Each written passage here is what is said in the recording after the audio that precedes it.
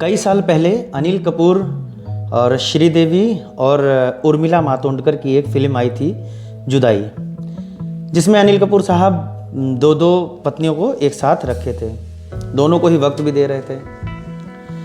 फिल्मों की ये कहानी कब असल ज़िंदगी में आ गई कुछ पता नहीं चला। कुछ ऐसा ही वाकया लखनऊ में हुआ है। यहाँ पर एक व्यक्ति की दो पत्नियां हो गई हैं और उन दो पत्नियों ने आपस में एक म्यूचुअल अंडरस्टैंडिंग के तहत पति का बंटवारा कर लिया। पति का बंटवारा मीन्स कुछ दिन पति के साथ एक रहेगी, कुछ दिन पति के साथ दूसरी रहेगी। अमर उजाला में अभी हाल ही में एक रिपोर्ट छपी थी जिसमें इस बात का जिक्र है। खबर का शीर्षक कुछ इस तरह से था, पति का बंटवारा 3 दिन इसके होंगे, 4 दिन उसके। इसके बाद अमर उजाला ने लिखा, रिश्तों की भी अजब गजब कहानी है। राजधानी में 2 पत्नियों के बीच का बंटवारा हो गया। मामला तलाक के लिए पारिवारिक न्यायालय तक चला गया, लेकिन दोनों पत्नियों ने कोर्ट के बाहर ही सुलह कर ली। तय यह किया गया कि पहली पत्नी के साथ 3 दिन और दूसरी पत्नी के साथ 4 दिन पतिदेव को रहना होगा, और ये दोनों चीजें आपस में दोनों पत्नियों ने आपसी सहमति के आधार पर कर लिया। इसके साथ ही दोनों ने आपस में ये भी डिसाइड किया कि भविष्य में कोई भी किसी तरीके का मुकदमा आपस में नहीं करेगा। ये बात सुनने में थोड़ी अजीब है, लेकिन कोर्ट के बाहर इस बात की चर्चा है। दरअसल लखनऊ के एक पॉश इलाके में रहने वाले युवक की शादी 2009 में माता पिता की मर्जी से हुई थी। जिस लड़की से उसकी शादी हुई उसके 2 बच्चे हैं।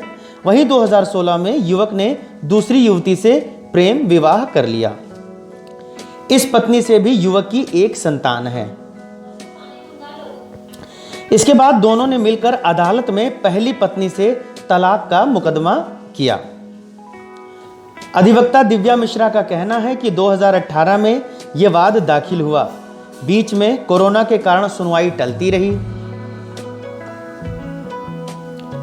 कोरोना के बाद जब सुनवाई होनी थी तो दोनों पक्ष यानी कि पहली पत्नी और दूसरी पत्नी और पति एक सिस्टमैटिक ढंग से आपस में उन्होंने म्यूचुअल अंडरस्टैंडिंग कर ली।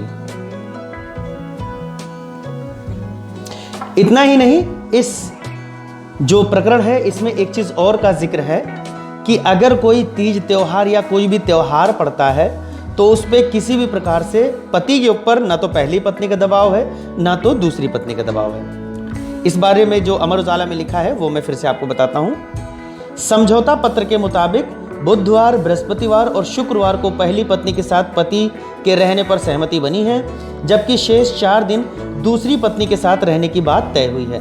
साथ ही ये भी तय हुआ है कि तीज त्योहार, अपवाद या किसी अन्य अवसर पर वो किसी एक पत्नी के साथ मौजूद रह सकता है, जिस पर किसी को भी आपत्ति नहीं होगी। साथ ही चल अचल संपत्ति पर दोनों पत्नियों का समान हक होगा। इसी के साथ जो पहली पत्नी है उसे 15,000 रुपये पतिदेव हर जाने मतलब एक तरीके से खर्चे के तौर पर उसे देंगे। ये सारी कंडीशन थी, उन्होंने आपस में तय कर ली। सभी ने आपस में उसको स्वीकार भी कर लिया, मतलब दोनों पक्षों ने आपस में स्वीकार कर लिया। जिस पर जो अदालत है, अदालत ने 28 मार्च को अपनी मुहर लगा दी कि ठीक है, अब ये मामला जैसा है यहीं पे पूरी तरीके से खत्म। यहां पर एक बात आपको और बताना चाहेंगे कि भारतीय दंड संहिता में जो हिंदू रीति रिवाज है शादियों का, उसमें धारा 494 के तहत और हिंदू विवाह अधिनियम के तहत एक पति या पत्नी के जीवित रहते हुए दूसरा विवाह करना दंडनीय अपराध है। इस धारा के अंतर्गत दूसरा विवाह करने पर 7 वर्ष तक के कारावास की अवधि का दंड किया जा सकता है।